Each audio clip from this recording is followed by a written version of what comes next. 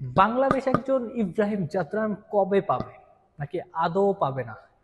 ইব্রাহিম জাদরান ইংল্যান্ডের এগেনস্টে 177 রান করেছেন। চ্যাম্পিয়ন্স ট্রফিতে কোনো একজন ক্রিকেটারের সর্বোচ্চ ব্যক্তিগত রানের ইনিংস ইব্রাহিম জাদরান খেললেন। সেই দলটার হয়ে খেললেন যে দলটা নবম ওভারে 3 উইকেট হারিয়ে 37 রান করেছিল। একজন বাংলাদেশি ব্যাটার যদি তখন ক্রিজে থাকতেন, যখন 37 রানে 3 উইকেট, তখন তিনি কি করতেন?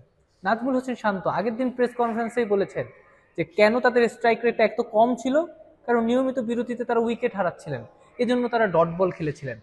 আজমতুল্লাহ ওমর জাই তিনি ক্রিজে এসে 150 স্ট্রাইক রেটে ব্যাট করে গেলেন।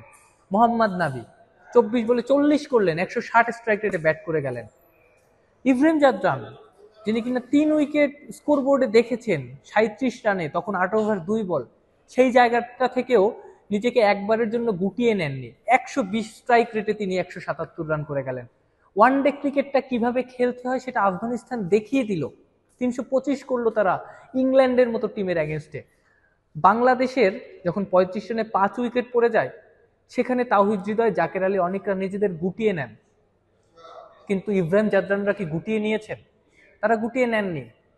তাদের যে সামর্থ্যের পুরোটা প্রমাণ তারা রেখেছেন। ইব্রাহিম জাদরান যে ইনিংসটা খেলেছেন, এরকম কোনো ইনিংস কি বাংলাদেশি কোনো ব্যাটারের পক্ষে খেলা সম্ভব? আমার কাছে মনে হয় না। একটা পরিসংখ্যান দিয়ে বলি, লিটন দাস বাংলাদেশের সর্বোচ্চ রান করা ব্যাটার এক ইনিংসে ওয়ানডে ক্রিকেটে 176, ইব্রাহিম জাদরান 177 করেছেন। এই একটা জায়গা থেকেও আপনি বলে দিতে পারেন যে বাংলাদেশি কোনো ব্যাটারের পক্ষে হয়তো সম্ভবই না এমন একটা ইনিংস খেলা। পাশাপাশি লিটন দাস ওই ইনিংসটা খেলেছিলেন কাদের এগেনস্টে? জিম্বাবুয়ের এগেনস্টে, মিরপুরে, সিলেটে।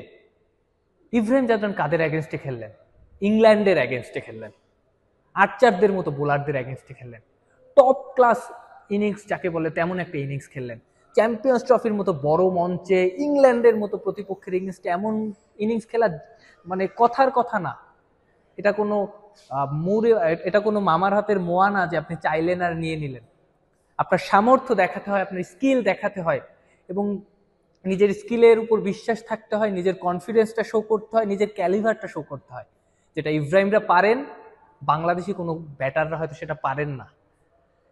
এভাবেই আফগানিস্তান ক্রিকেটটা দিনে দিনে উপরের দিকে যাচ্ছে। এই ম্যাচ যদি তারা নাও জেতে, এই কথাটা আসলে মিথ্যে হয়ে যাবে না। 2023 ওয়ার্ল্ড কাপে তারা ইংল্যান্ডকে হারিয়েছে, দারুণ খেলেছে। 2024 টি20 ওয়ার্ল্ড কাপে তারা অস্ট্রেলিয়াকে হারিয়েছে, বাংলাদেশকে হারিয়ে তারা সেমিফাইনাল খেলেছে। এবারের চ্যাম্পিয়ন্স ট্রফিতেও এই ম্যাচটায় তারা ইংল্যান্ডকে দেখিয়ে দিয়েছে 37 রানে আমাদের 3 উইকেট যেতেই পারে, কিন্তু সেখান থেকেও আমরা 325 করার সামর্থ্য রাখি। বাংলাদেশ কি আফগানিস্তানকে দেখে কিছু শিখবে বা শিখছে?